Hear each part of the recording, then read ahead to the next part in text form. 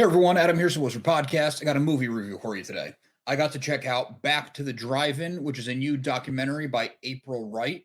It comes out to digital platforms on March 14th, and I'm not even going to bury the lead. I recommend you check it out. I'm sure we all have fond memories of the drive-in, whether it's from the childhood or if you're still actively going, but it is a dying industry, and we've known that for a while.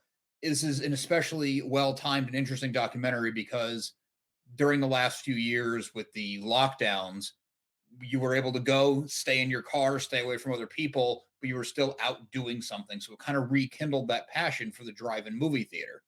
Back to the Drive-In, the documentary follows 11 different drive-ins, most of them family owned, and a lot of them on their last legs, unfortunately, talking about how it is running the business, their passion for the business, the little flicker of hope they got in the pandemic, but now that things are opened up again, people kind of left the drive-ins behind again.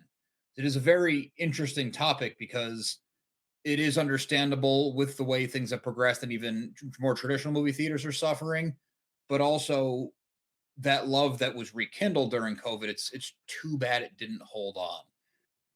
With 11 different drive-ins to go to, some parts could feel a little bit long, maybe even a little bit redundant because we get it how they're opening. We get what they're expecting on a weekend. We get what they're doing with the concession stand. But that's kind of a double-edged sword because if you did it only with 3 drive-ins, it wouldn't really feel like a good sample size. And also, these 11 people all do things 11 different ways. Maybe not so drastic at some point, but other points they do.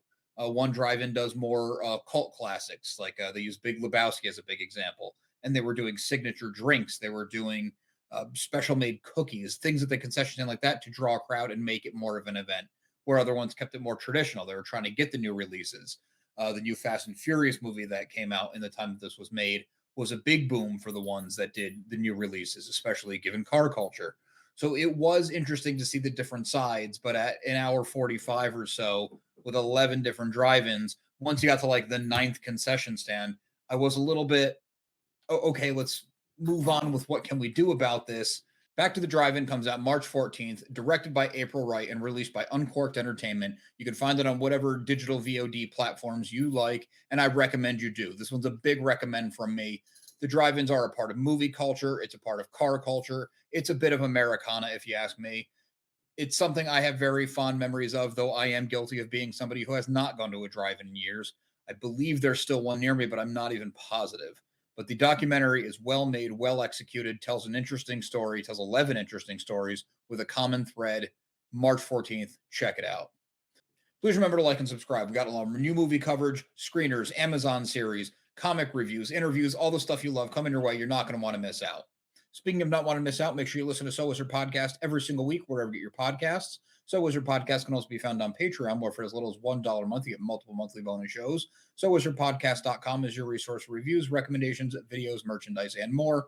We love hearing feedback, so drop something in the comments. Leave us something on social media. All the accounts can be found after the show and in the show notes.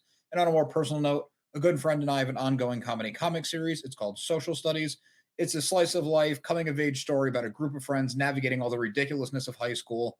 We have a lot of fun doing it. We write it like a sitcom. We do it in the style of the 90s cartoons that we grew up on. We love it, inspired us. New issue is coming in just a couple weeks, early March. And then we're going to have an issue coming after that for the next few months. There's already a ton of issues available, so it's a great time to get on board. Find them all at socialstudiescomic.com, on Global Comics or Comixology. Thanks.